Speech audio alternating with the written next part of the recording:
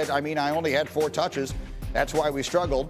But it is what it is. We just got down early today, kind of abandoned the run. I feel like with any team, that type of stuff happens. That's how it is. You feel like you've got to get back in the game and stuff like that. It just slips away. The truth of the matter is this was, at least on the scoreboard, absolutely a game until deep into the third quarter. So the reality is you didn't have to abandon the run.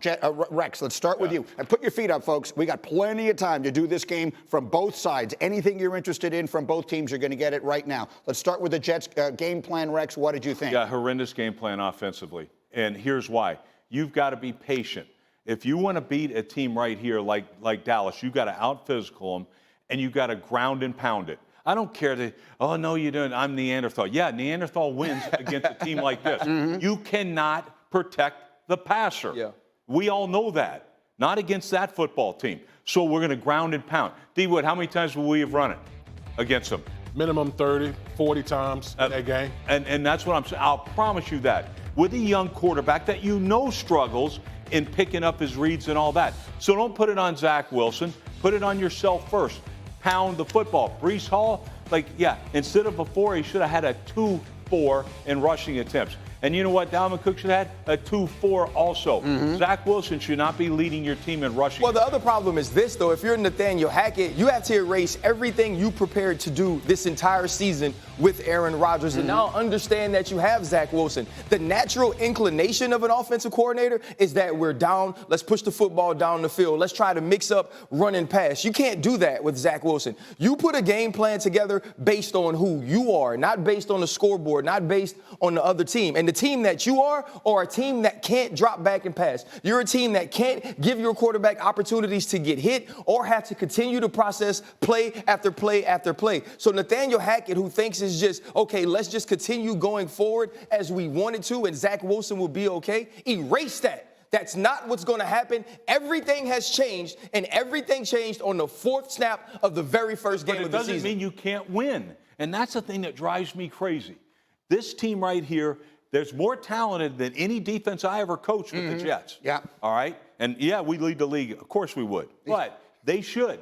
And here's one reason we did, because we ran the dang football. And so embrace it.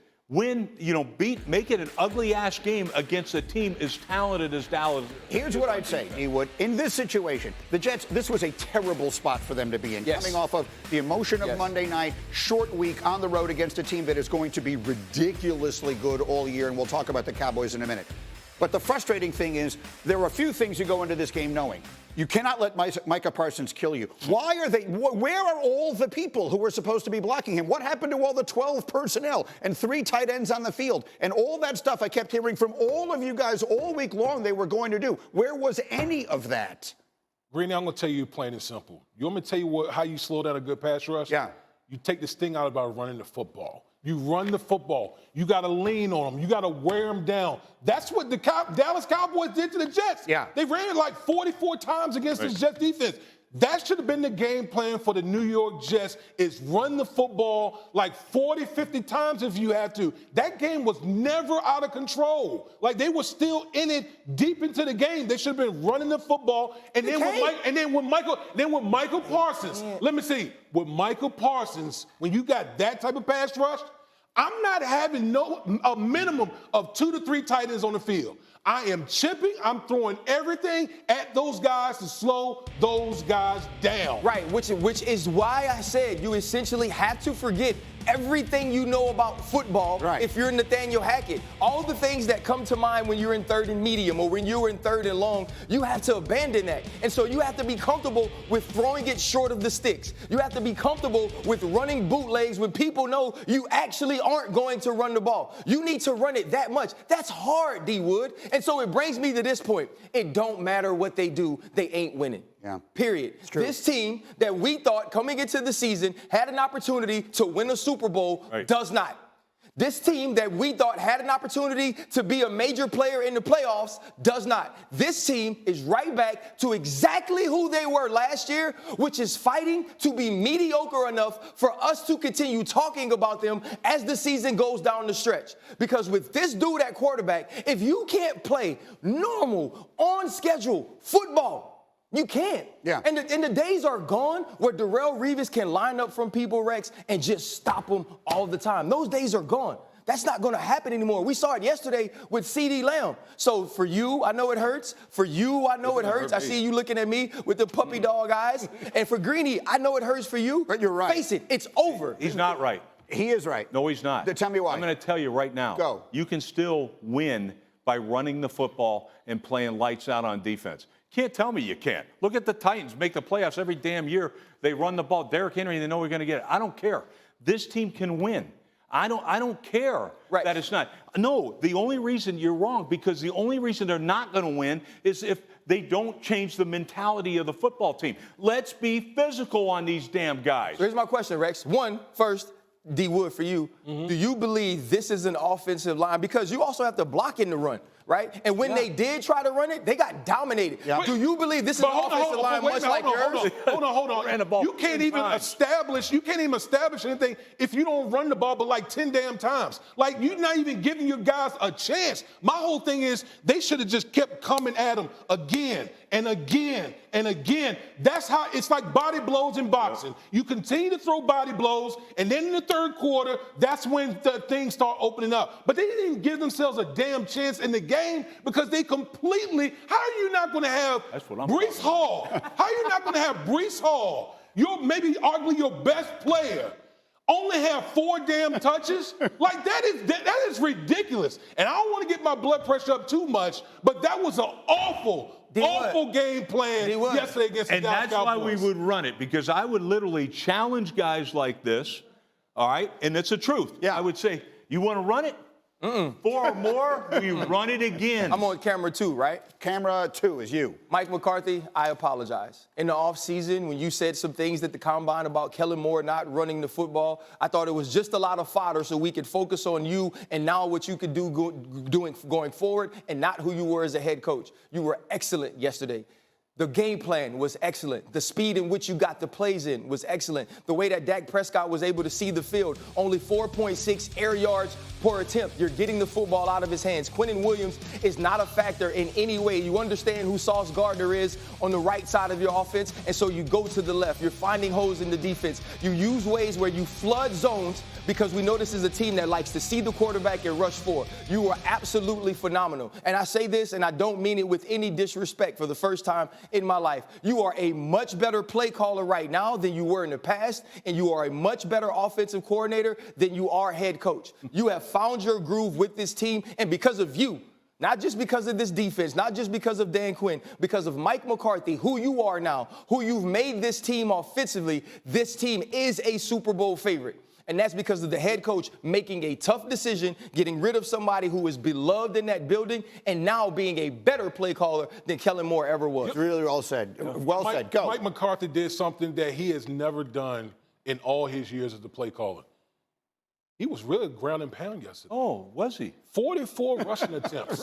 44. You know how, again, we talk about this Jets defense, and they got pass rushers in droves. They got like they're too deep as far as pass rushers. You know what they said? Well, we're going to take this thing out of all of that. We're going to run the ball, just like you talked about. Dak Prescott, not going to hold it, going to get the ball out of his hand quick, and just methodically, just move down the field. Just keep converting. 83 plays. 83 plays. Got the Jets defense just breathing, trying to capture air out there because they're exhausted. They're tired. Mike McCarthy. Yeah, and you know what's great job. Brian Schottenheimer's there, isn't he? Yes, he's the offensive coordinator. He's the offensive coordinator. I never realized that. I never realized that Brian was there, and part of that ground and pound. They were committed to the run. That's smart. Why? You can't get a sack on a damn running play.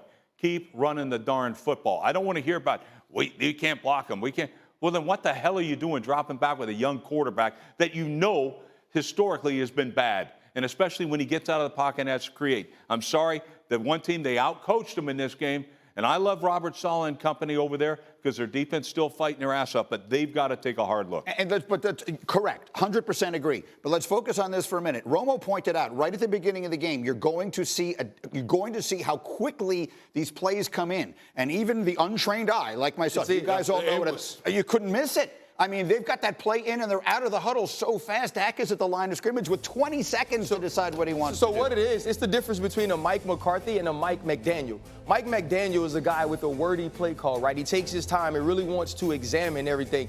Mike McCarthy is calling plays that he likes, calling plays that his offense likes, calling plays that they can execute. And so when you are looking at football from that perspective, let's do what we do well, it doesn't take long. Right, you understand how Coach Schottenheimer has game planned during the week, because I know this and Rex knows this. Mike McCarthy is not doing the implementation of the game plan throughout the week. He's making the play calls. And now you're leaning on that execution. You're leaning on that protocol and saying, this is what we do well. This is what works well against the New York Jets. We're calling that and nothing else. And at worst, every possession ends in a kick. Yep. And if every possession ends in with a kick, and now we're marching number 11 out there with his 10 homeboys, we have an opportunity to win every single game. And that's the way Mike McCarthy's playing. If you look at the New York Giants, sometimes you need those days. Right? You need those days where everything that we've planned for, every way we've wanted to protect our quarterback, make sure he doesn't get sacked, all that goes out of the window. And then you say, you know what, Danny, you got to go play. And when you get that opportunity and you're Daniel Jones, now I need to prove to Daves that I can go out and do this. I need to prove to him I can get Jalen Hyatt involved. I can get Slayton involved on the outside. I can find ways to get Darren Waller the ball. And last year in this whole entire offseason, we talked about the importance of Saquon Barkley being it helps Daniel Jones get going. It was the other way around. It was Daniel Jones getting going. It was Daniel Jones' confidence, Daniel Jones' legs that got this team back into the game, and then they incorporated Saquon Barkley. This could be one of those turning point moments for a young quarterback and their offense. I think it was the best thing that could have happened to this football team. To go out, you thought it couldn't get worse than last week. Oh, yes, it did. Yeah. You're playing arguably the worst team in the National Football League. That's what everybody says. Mm-hmm. And you're getting smoked at halftime. And all of a sudden, what it spoke to me, it spoke volumes about the culture of that building. Like, to me, and that coach, Brian Daboll. They sat back, and you know what's funny? I saw it with him. I saw the competitor on the sideline in Brian Daboll. Oh, I saw it. He was going. He's like, quit my but we're gonna win this damn thing. Mm-hmm. And to me, that's what it looked like. And the whole thing is, because it's tough when it's going that bad.